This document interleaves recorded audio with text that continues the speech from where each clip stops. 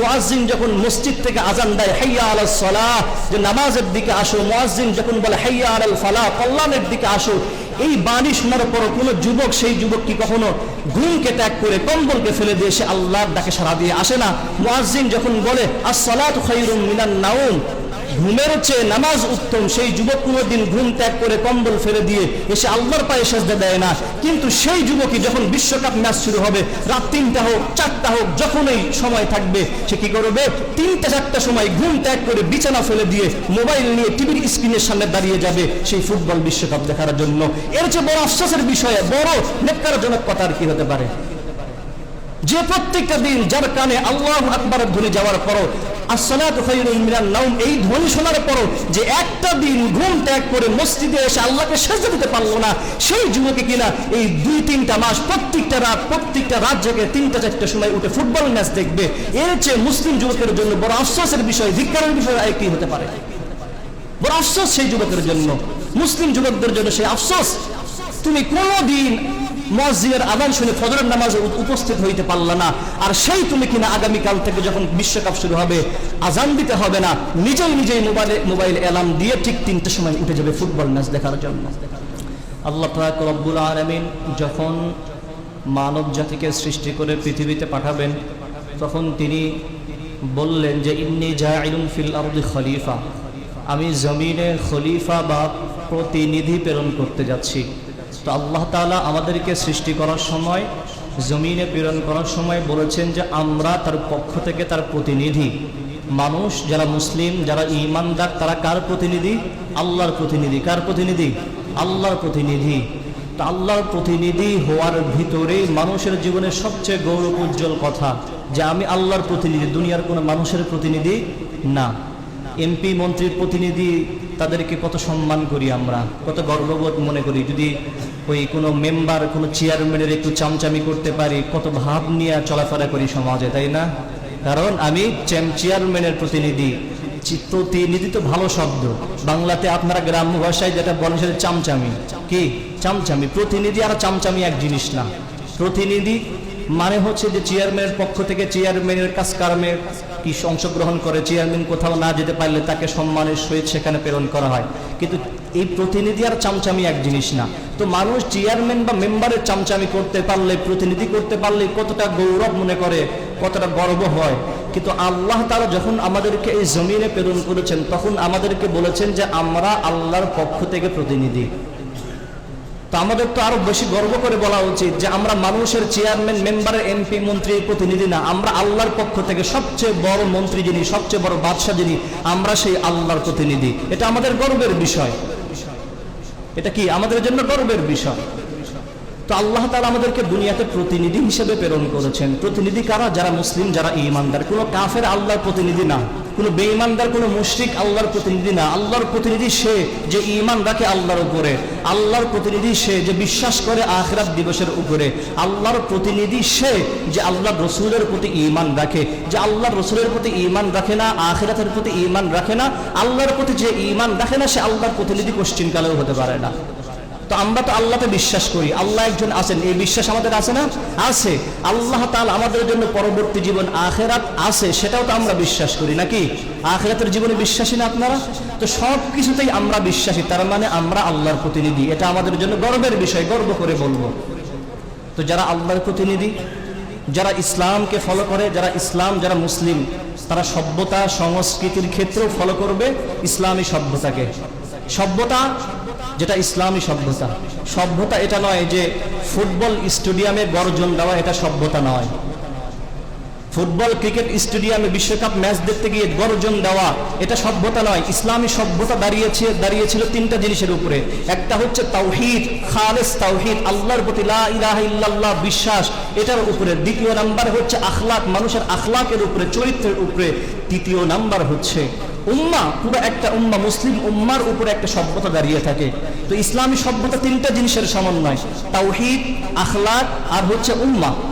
আর বর্তমান বিশ্ব ব্যবস্থা বা সেকুলার বিশ্ব ব্যবস্থার সভ্যতা দাঁড়িয়ে আছে বিনোদনের উপরে, আসাবিয়ার উপরে, ইসরাফের উপরে। আপনি চিন্তা করেন, বর্তমান যে বিশ্বকাপগুলো খেলা হয়, যে বিশ্বকাপ ম্যাচ হয়, বিশ্বকাপের আয়োজন করা হয়, এটা শুধুমাত্র খেলাধুলায় সীমাবদ্ধ নাই, এটা একটা দাজ্জালি ফিতনায় রূপান্তরিত হয়েছে। পুরো বিশ্বকে এই খেলার ভিতরে মত্ত করে রাখে। এটা দাজ্জালি একটা বিশ্ব ব্যবস্থায় কি হয়েছে, পরিপূর্ণ হয়ে গেছে রাষ্ট্র বা দেশ বা পুরো পৃথিবী। এখন আমরা সেই বর্তমান যুগের আধুনিক বিশ্ব ব্যবস্থার আয়নায় নিজেদেরকে দেখি। আপনি চিন্তা করেন, আপনি কি খায়রুল উম্মত মানে শ্রেষ্ঠ উম্মত, নাকি বর্তমান দাজ্জালের বিশ্ব ব্যবস্থার সেই খেলাধুলা বা বিনোদনের উম্মত? আল্লাহ তাআলা আমাদেরকে সর্বশ্রেষ্ঠ উম্মত বলেছেন যে কুনতুম খায়রা উম্মাতিন উখরিজাত লিন-নাস, তোমাদেরকে আল্লাহ তাআলা সর্বশ্রেষ্ঠ উম্মত বানিয়েছেন। তো আমরা তো সর্বশ্রেষ্ঠ উম্মত, তো সর্বশ্রেষ্ঠ উম্মত সভ্যতার ক্ষেত্রে ফলো করবে ইসলামকে, সর্বশ্রেষ্ঠ উম্মত সভ্যতা সংস্কৃতি থেকে দেখবে ইসলাম থেকে। কিন্তু আমরা দাজ্জালি বিশ্ব ব্যবস্থার অধীনে নিজেদেরকে দেখতে শুরু করেছি, যার কারণে এখন ফুটবল বিশ্বকাপ যখন শুরু হয়ে যায়, তখন আমাদের যুবকেরা, শুধু যুবক না, এই ফুটবল বিশ্বকাপ শুধু যুবকদের ভিতরে সীমাবদ্ধ নাই, বয়স্ক মানুষ পর্যন্ত এই উন্মাদনায় উন্মাদ হয়ে পড়েছে। কত মানুষকে দেখলাম, আপনাদের গ্রামেরও কত মুরব্বী মানুষ যারা মোবাইল ফোন ঘাটে, এদেরকেও দেখলাম ফুটবল বিশ্বকাপের উদ্বোধনী ম্যাচ কি করতেছে, উদ্বোধনী অনুষ্ঠান শেয়ার দিচ্ছে, তার মানে ও ওটাতে আসক্ত। আজীব একটা অবস্থা। তো এই দাজ্জালি বিশ্ব ব্যবস্থার অন্যতম একটা হাতিয়ার হচ্ছে ফুটবল বিশ্বকাপ, যেটাদেরকে মানুষদেরকে, মুসলিম থেকে শুরু করে কাফের, বেঈমান, মুশরিকদেরকে এই খেলার ভিতরে কি করে উন্মাদ বানিয়ে রেখেছে। আপনি চিন্তা করেছেন যে বাংলাদেশ সময় এবং ইউরোপের সময়গুলোর ভিতরে বিস্তর একটা ফারাক আছে, পার্থক্য আছে। ফুটবল ম্যাচগুলো অনুষ্ঠিত হয় ইউরোপ কান্ট্রিগুলোতে, উপমহাদেশে তো হয় না। উপমহাদেশ বলতে আমাদের ভারত, পাকিস্তান, আপনার মায়ানমার, এগুলো উপমহাদেশ বলা হয়। তো উপমহাদেশের সময়ের ভিতরে ইউরোপ কান্ট্রি যেগুলো আছে, এগুলো সময়ের ভিতরে বিস্তর 4-5 ঘন্টার একটা পার্থক্য আছে। তার মানে যখন বিশ্বকাপ খেলাগুলো হয়, ম্যাচগুলো হয়, সেগুলো অধিকাংশ ম্যাচগুলো হয় বাংলাদেশ সময় শেষ প্রহরে, শেষ রাত্রিতে 3টা, 4টা, 5টার দিকে, তাই না?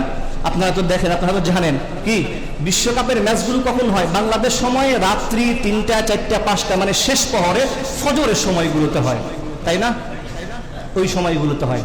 এখন আপনি চিন্তা করে দেখেন, আফসোসের বিষয় হচ্ছে, আর যেই যুবক দিনের পর দিন, রাতের পর রাত, মাস চলে যায়, বছর চলে যায়, মুয়াজ্জিনের আজান ঠিকই শুনতে পারে, কিন্তু মুয়াজ্জিনের আজান শুনে যেই যুবক ঘুমকে ত্যাগ করে কম্বলকে ছুঁড়ে ফেলে দিয়ে মসজিদে আসতে পারে না, সেই যুবকই কিন্তু এই বিশ্বকাপ যখন শুরু হবে, রাত 3টা হোক অথবা 4টা হোক, যখন যেই সময় ম্যাচ, তার আধা ঘন্টা আগে প্রস্তুতি নেয়, সে ম্যাচ দেখবে।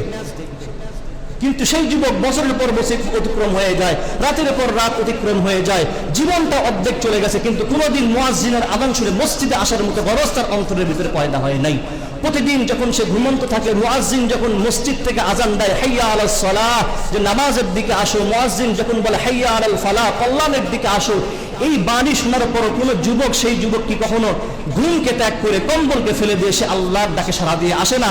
মুয়াজ্জিন যখন বলে আস-সালাতু খায়রুম মিনান নাওম, ঘুমের চেয়ে নামাজ উত্তম, সেই যুবক কোনোদিন ঘুম ত্যাগ করে কম্বল ফেলে দিয়ে এসে আল্লাহর পায়ে সেজদা দেয় না। কিন্তু সেই যুবকই যখন বিশ্বকাপ ম্যাচ শুরু হবে, রাত 3টা হোক, 4টা হোক, যখনই সময় থাকবে, সে কি করবে? 3টা, 4টা সময় ঘুম ত্যাগ করে বিছানা ফেলে দিয়ে মোবাইল নিয়ে টিভির স্ক্রিনের সামনে দাঁড়িয়ে যাবে সেই ফুটবল বিশ্বকাপ দেখার জন্য।